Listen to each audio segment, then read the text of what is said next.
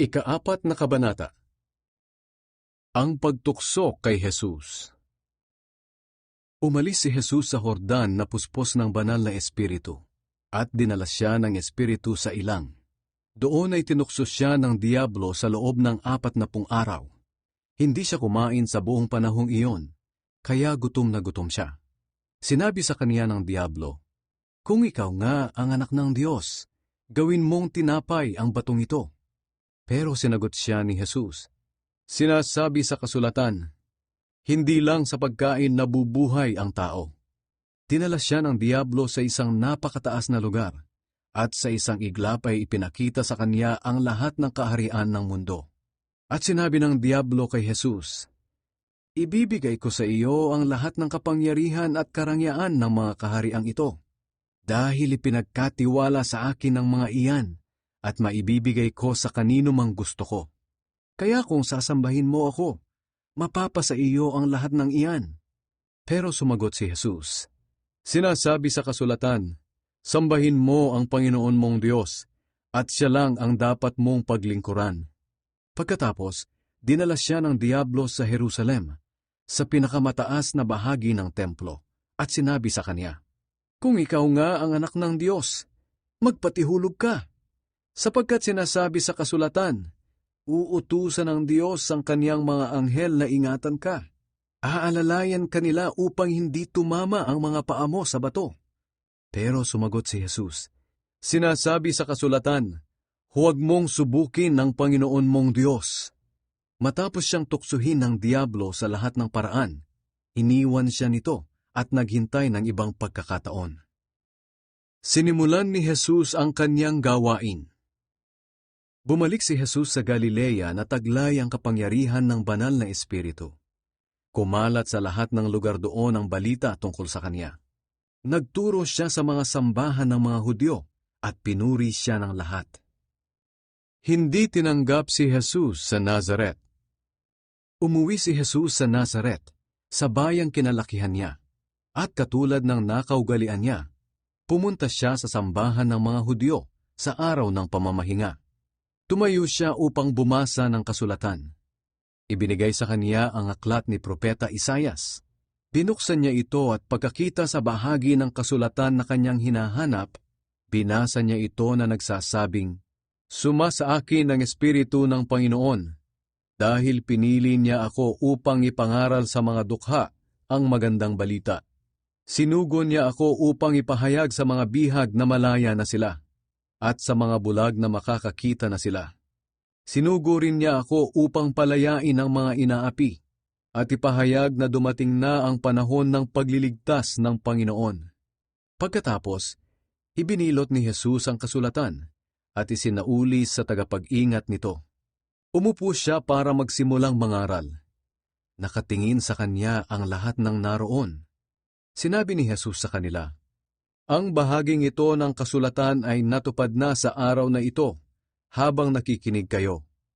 Pinuri siya ng lahat at humanga sa napakaganda niyang pananalita. Sinabi nila, "Hindi ba't anak lang siya ni Jose?" Sinabi ni Jesus sa kanila, "Tiyak na babanggitin ninyo sa akin ang kawikaang ito. Manggagamot, gamutin mo muna ang iyong sarili," na ang ibig sabihin, gawin mo rin dito sa sarili mong bayan ang mga nababalitaan naming ginawa mo sa Kapernaum. Sinabi pa ni Jesus sa kanila, "Sinasabi ko sa inyo ang totoo, walang propetang tinatanggap sa sarili niyang bayan. Alalahanin ninyo ang nangyari noong panahon ni Propeta Elias. Hindi nagpaulan ng Diyos sa loob ng 3.5 taon, at nagkaroon ng matinding taggutom sa buong lupain. Maraming byuda sa Israel noon, pero hindi pinapunta ng Diyos si Elias sa kanino man sa kanila, kundi sa isang byuda na hindi Hudyo sa Sarefat na sakop ng Sidon. Ganyan din ang nangyari noong panahon ni Propeta Eliseo. Maraming tao sa Israel ang may malubhang sakit sa balat, ngunit walang pinagaling ni isa man sa kanila si Eliseo. Sa halip si Naaman pa na taga-Syria ang pinagaling niya. Nagalit ang mga taong naroon sa sambahan nang marinig nila ito. Nagtayuan sila at ipinagtabuyan si Jesus palabas ng bayan, at dinala malapit sa gilid ng burol na kinatatayuan ng kanilang bayan para ihulog siya sa bangin. Pero dumaan siya sa kalagitnaan nila at iniwan sila. Ang taong sinaniban ng masamang espiritu. Mula roon, pumunta si Jesus sa bayan ng Capernaum na sakop ng Galilea. Nangaral siya sa sambahan ng mga Hudyo sa araw ng pamamahinga. Namangha ang mga tao sa mga aral niya dahil nangaral siya ng may autoridad. Doon sa sambahan ay may isang lalaking sinaniban ng masamang espiritu. Sumigaw siya ng malakas, "Ano ang pakialam mo sa amin, Jesus na taga Nazaret?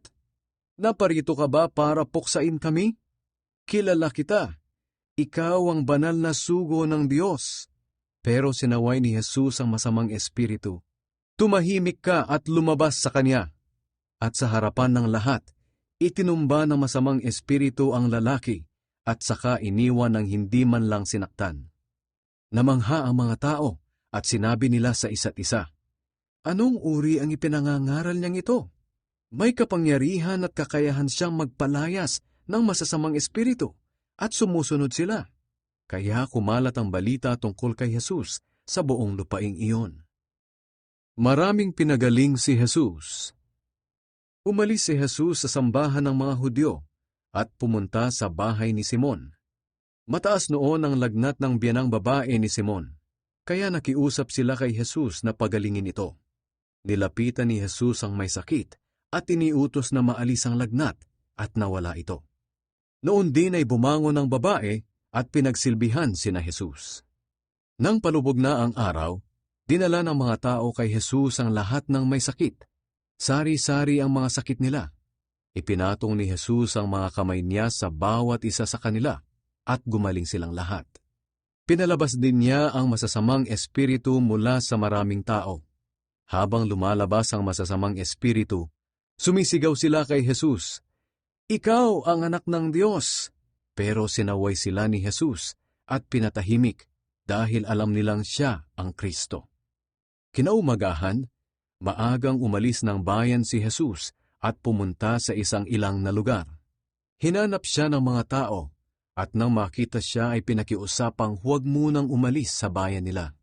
Pero sinabi sa kanila ni Jesus, "Kailangang ipangaral ko rin ang magandang balita tungkol sa paghahari ng Diyos sa iba pang mga bayan.